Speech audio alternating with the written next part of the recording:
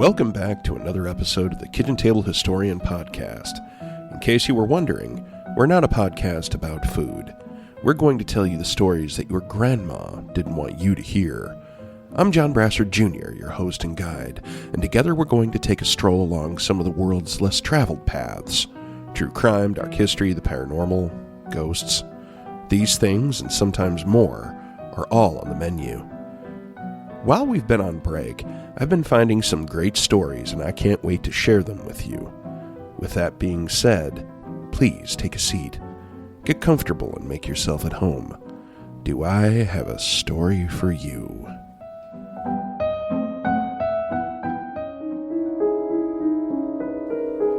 After the American Civil War, Davenport, Iowa was a rapidly growing city full of a population still recovering from the trials and tribulations of that terrible conflict.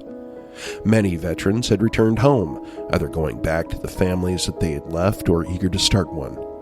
Some farmed, others started businesses, and still others went to work in the factories that were starting to populate the city skyline. As the city grew, so did the need for quality health care. Mother Mary Borromeo Johnson was a different kind of veteran who was determined to give the city exactly that. Mother Borromeo belonged to an order of Catholic nuns called the Sisters of Mercy. They were dedicated to providing for the medical needs of the people. Founded in Ireland, the sisters had ministered to first the populace and then later soldiers of the Crimean War.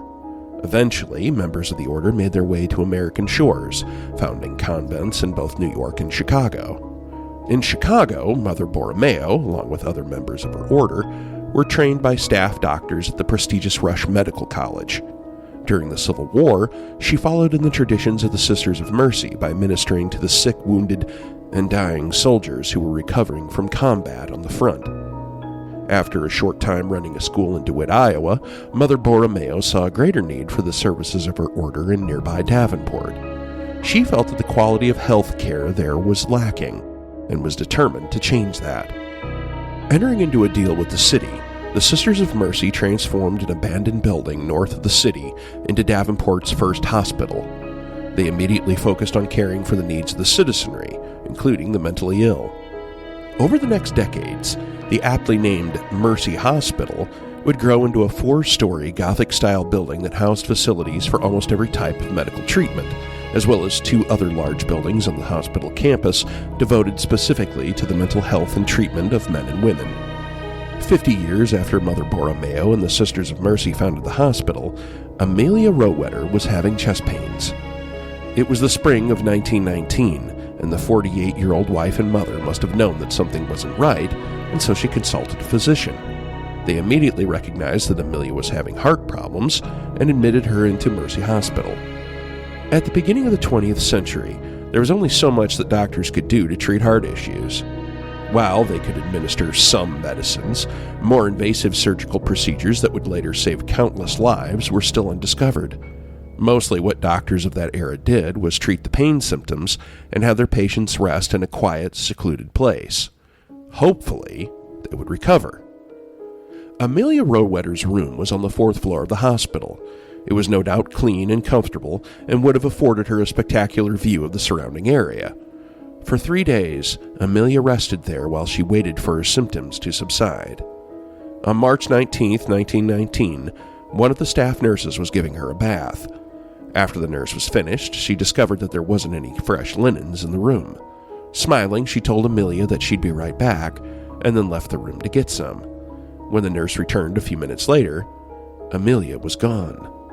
Confused, she called out Amelia's name as she began to look for her.